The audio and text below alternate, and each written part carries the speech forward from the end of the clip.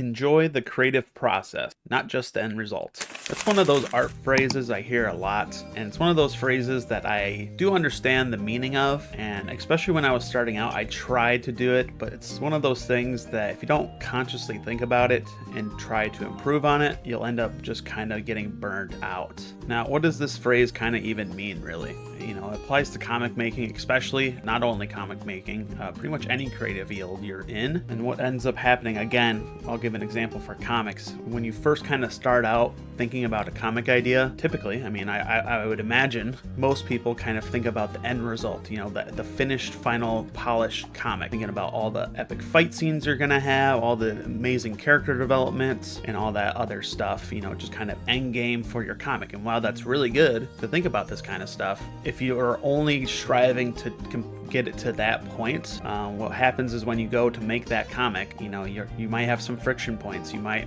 be like, well, I can't really draw like that yet, or I don't really know how to write that good yet, or how the character doesn't look exactly how it does in my head, and you pretty much just don't enjoy the creative process. Like, not that much, and you won't get it to that end result that you want, which is what you wanted to enjoy. Don't get me wrong, the end result is awesome. Sharing it with other people and seeing their reaction is an awesome part of any creative process, again, especially with comics, in my opinion. If you're not really enjoying that creative process, you're really not going to get to that end result. So what are some ways to kind of combat this? How can you enjoy that creative process? Hopefully more than that end result. Now, more recently, the creative process has been almost more enjoyable than actually the end result. It's gonna really help me create more and more stuff, but it definitely was not always like that, especially with making comics. I started making comics a little bit more seriously in 2020. You could probably guess why I had a bit more free time then. There was definitely some stuff I had issues making. Example, you know, when I first kind of started making comics, you know, I had a general idea of how they're made, and I kind of followed best practices shared by other people of what they did. One example is that they would sketch out the entire comic and then ink the whole comic and then flat it and then shade it all in one go, all in different zones, you know, all, you know, 30 to 50 panels sequentially like that. And I think there are some people who still do that, and that might work for them. They might enjoy that. I hated that. But I really just, I was still kind of new to making comics, so I was just like, this is the only way this needs to be done. This is probably the fastest way. That's why everyone's doing it. Not everyone's doing that, by the way. And, you know, I would enjoy the sketching part. I would, you know, enjoy the inking part a little bit, not as much back then. And then I would get to the flats, and then you would sit there and go, I have to flat 60 fucking panels. That's a major stressor. That's a major friction point, and I just did not like it. But I would push through occasionally. Sometimes I would just quit. Sometimes I just would not make the comic. But sometimes I would push through. And then I would go, oh my god, now I gotta do all this shading for 60 fucking panels.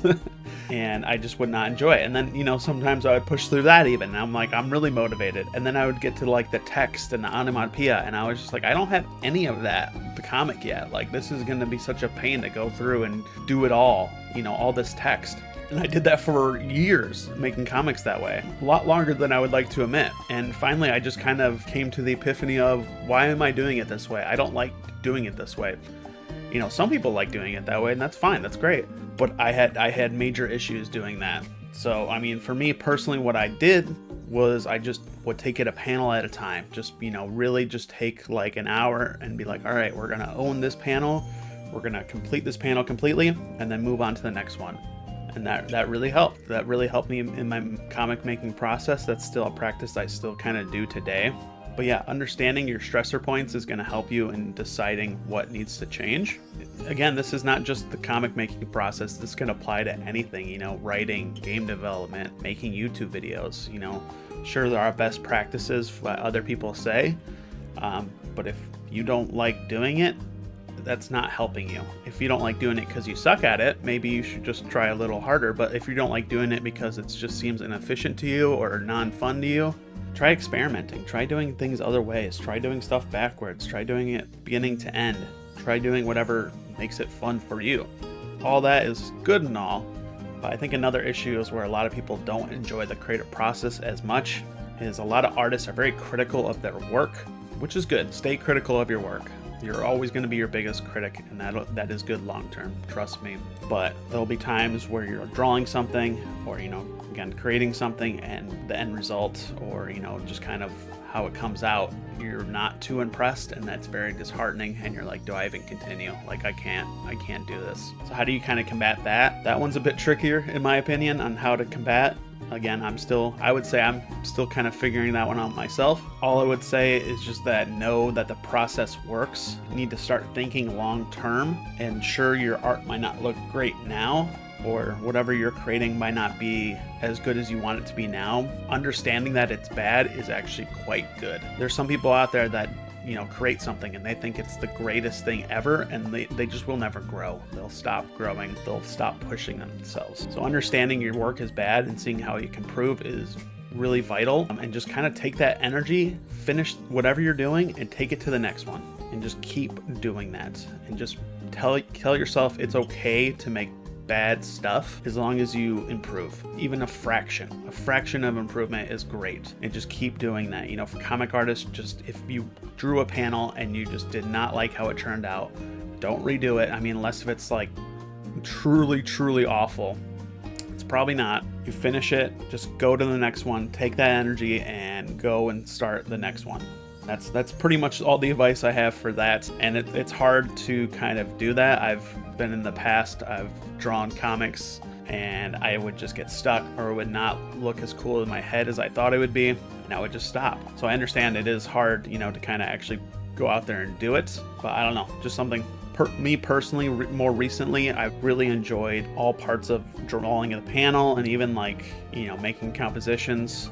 I've really enjoyed that as well more recently, kind of thumbnailing and putting all the text and just kind of doing it in different ways, doing it in funner ways of what I want to do right now. Another thing I've been finding really fun is I'm still kind of in the concept art phase of my main comic after show, and I'm kind of just drawing out big epic panels I have planned out in the first couple of chapters, just drawing them. You know, I don't know if I'll use it for the actual comic itself, but it's like I have this vision of this panel that I want to do. Let's just do it, because I want to draw this panel right now. And again, there's like other characters that'll show up later, like way down the line, that I just want to draw, you know, right now. Just do it, have fun. That'll keep you being active in the process. That'll make you enjoy the process, not just, you know, the end result. But that's all I got for this kind of video. It's kind of rambly, kind of chill. In the background, I'm working on the main character for my upcoming comic after show, as I said before. That's coming out hopefully in the beginning of March-ish. March 10th is when the contest starts. I'm hoping to have that first chapter done by then. And yeah, I've been kind of making in the background, off stream, off videos. And I've been enjoying the process a lot more. You know, I've been including script writing. I've been enjoying the pre-production work a lot more. And again, I'm drawing all these kind of upcoming panels that are going to happen in the future, you know, just to kind of get my wrist ready to make all these other panels. It's been really fun. You know, I'm really looking forward to post the comic and see people's reactions to it, you know, all that fun stuff. But just actually making it has been really fulfilling for me personally, just to like actually go and do it. It's a very time costly thing, you know. This first chapter is probably going to take me at least 50 to 60 hours, maybe, if not more, we'll see. So that's a big investment, you know, and then you'll post it and you'll think about it, and you know, you might not even ever think about it again. I mean, I'm sure you would, but you know, that, you know, an initial creative process is always just going to be longer, more time intensive than anything else after it. So really, you need to enjoy that process more, and you need to experiment. You need to figure out how you can enjoy it more to get that end result, so you can start creating more and get more and more end results. Again, this is probably good advice for a hobbyist. If you're a professional and you've tried all this and you're really not enjoying the creative process, and like you do this for a living, I don't know. That's beyond my pay grade. Best of luck in figuring that one out. I hope I don't come to that conclusion if I ever become a professional, but we'll see. I'll keep you updated if I do. But yeah, again, that's all I got.